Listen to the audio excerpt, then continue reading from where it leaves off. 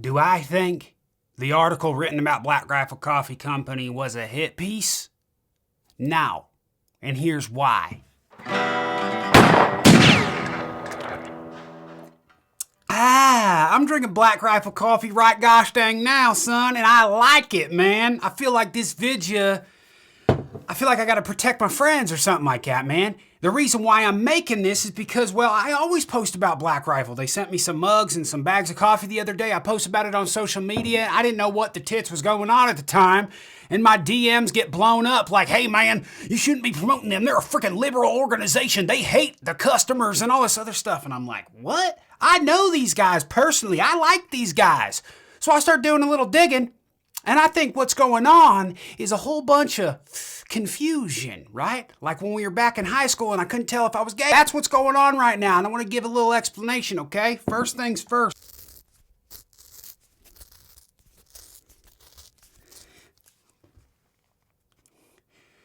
I think I need to go change my pants. People need to stop taking life so gosh dang serious, man. They see something on the freaking internet, dude, and they just get all gosh dang riled up and they don't know how to act.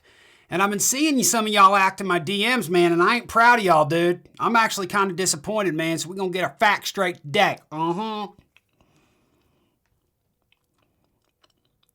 yeah, that's the one. Get a little killer filler. Dipping that Outlaw mint today, man. OutlawDip.com. Get you some, son. Straight up freaking lip candy. Let me get some freaking throat candy here. Now, okay, before I get into all this stuff, just know that I'm friends with these guys. I've been friends with them for quite a while. I've known Matt for a long time. I've known Jared. I don't know Evan, the CEO. I've never met him before, but we have a lot of mutual friends, and I like those guys. I've hung out with them. I've done their podcast, the Free Range American podcast. They're great guys, right?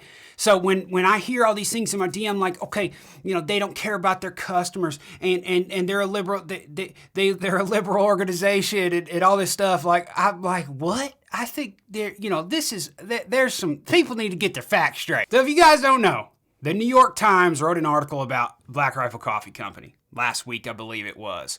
Oh, my juck, son of a bitch, dude. Look at that sexy thing. Now, when I say this New York Times article was not a hit piece, in my opinion, and some people might completely disagree with that and say, no, it's definitely a hit piece, man. They're trying to freaking tank the company. I don't think that was the case. Obviously, Black Rifle Coffee invited them down. They took pictures. They asked them questions and all that kind of stuff. And, now, you got to think, as Black Rifle Coffee Company, being a conservative company, being an veteran-owned company, and have a bunch of veteran employees, and they're pro-America, pro-2A, going to the New York Times, I don't think they're stupid. I don't think they're going to think that every single thing the New York Times says is going to be, perfectly aligned with their views and thoughts, okay? Let's open this article and let's just read the first line, and I'll give you an example of why I don't think it's a hit piece, but I think, they could have worded things differently. The title of the article is, Can the Black Rifle Coffee Company Become the Starbucks of the Right? So here's the first line.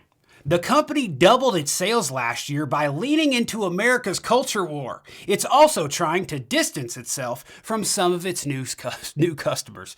Okay, you could obviously read this as someone from the right and be like, what the hell? These freaking guys? They're trying to distance themselves from us? They are totally gonna fuck us. Yeah, they're fucking us right now. You guys want to get hot dogs? Oh, yeah, okay. You got to be smarter than what you're working with here. You need to go into reading this article realizing that it's a left-wing company in New York Times, obviously, right? We've seen this throughout the whole Trump presidency, and they're writing an article about a company that obviously leans right. Now, do I think the New York Times article could have worded things differently to not trigger some people? Yes.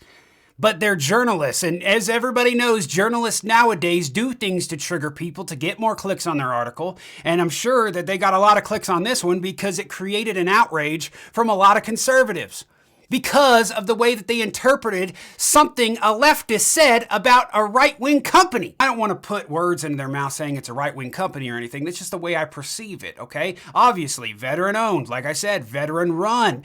I know the guys personally. They're great. They're pro-2A, pro-America, which a lot of other companies aren't like that, dude. Obviously, yeah, they could have worded it differently.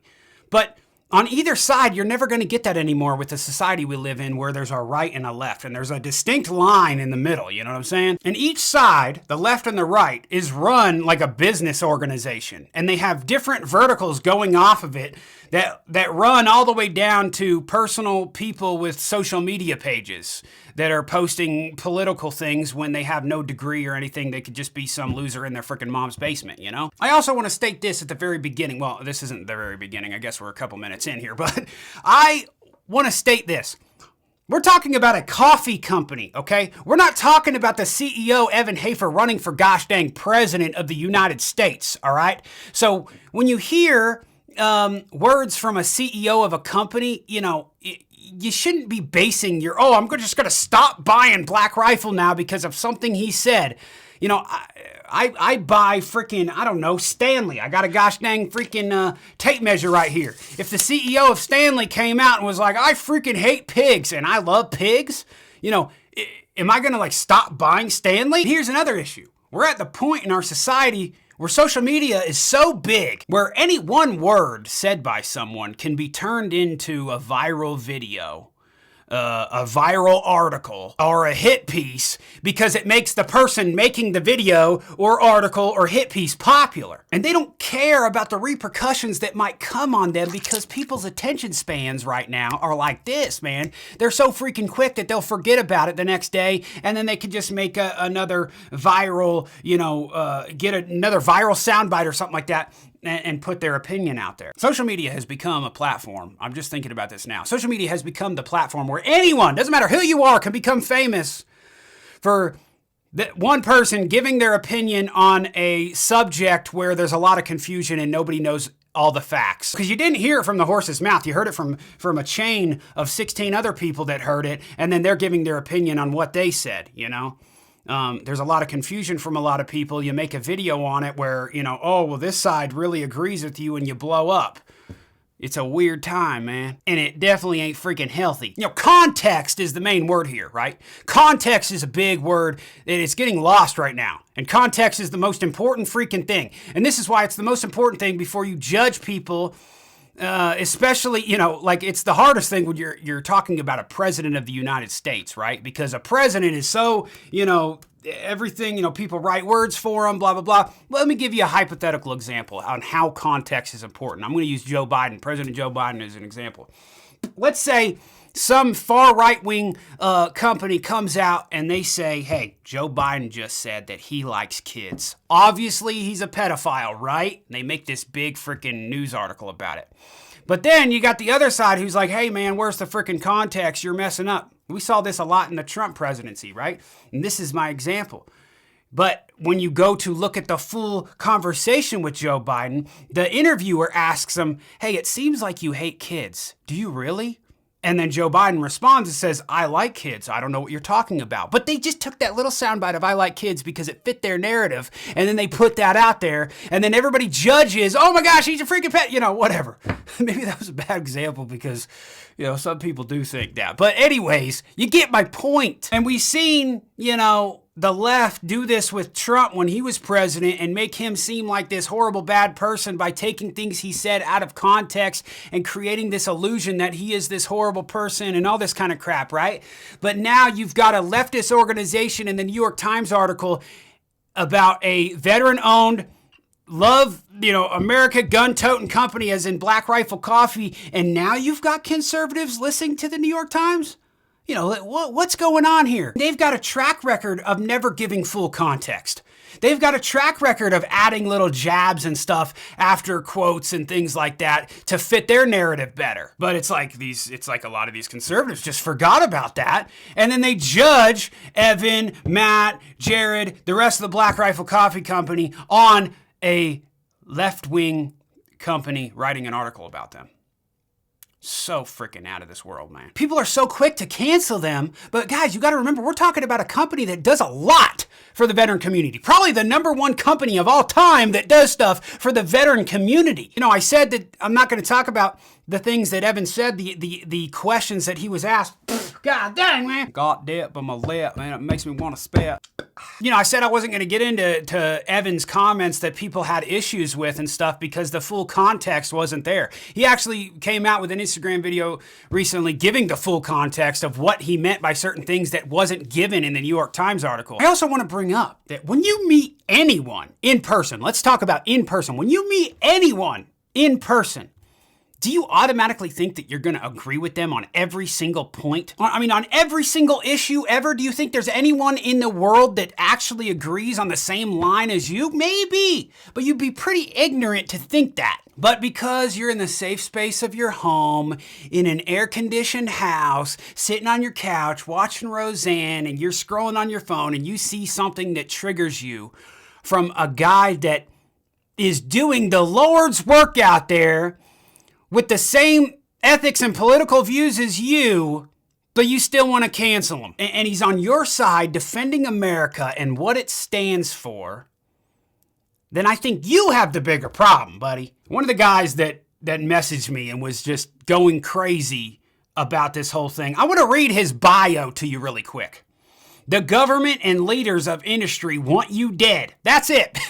That was his Instagram bio. These are the type of people that are so freaking triggered right now. It's like they forgot about the past 4 years of the leftists getting all triggered and stuff like that, and now he's turned into one. Just remember one thing, okay? These guys are actually out there living it. These guys are actually out there doing good for the community. These guys are actually out there hiring veterans. I think I read somewhere that they've got hundreds and hundreds and maybe even thousands of veterans working for Black Rifle Coffee Company, doing the Lord's work. Like I said, they're doing it, man.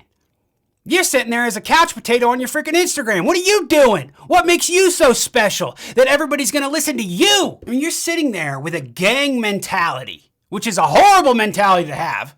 We've seen that from the BLM protests. You're sitting there at home in the comfort of your home with a gang mentality, commenting on an Instagram picture of all things, thinking that you're doing good.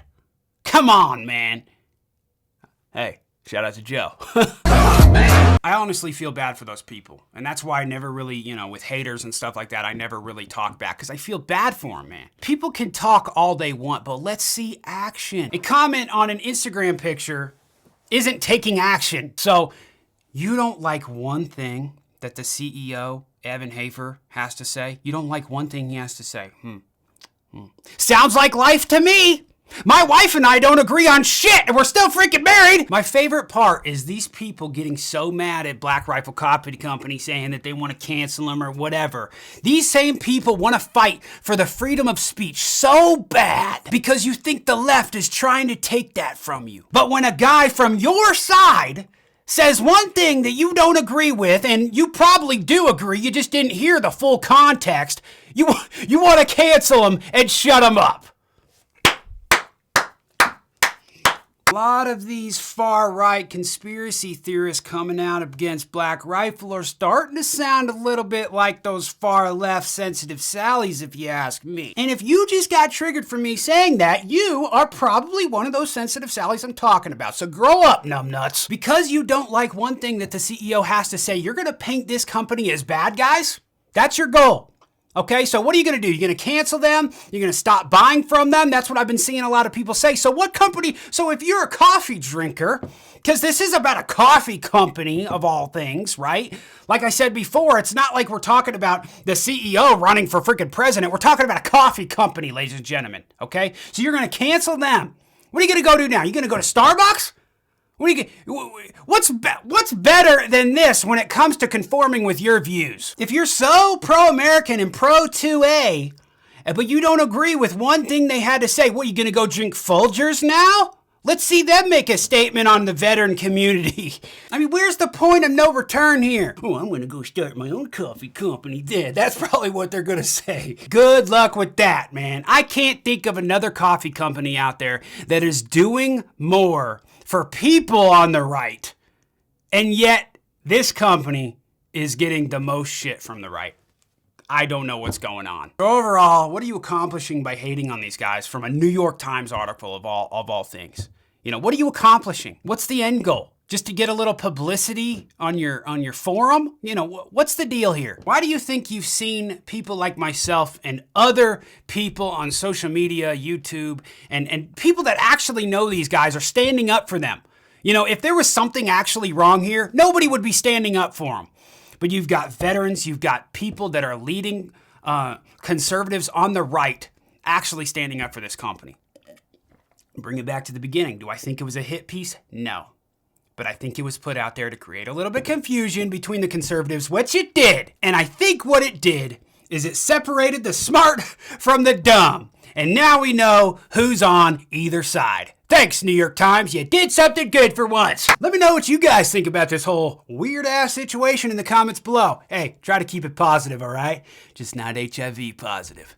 Appreciate y'all. My name's Outlaw, and I'm out, y'all. Holla. Tastes like fruit.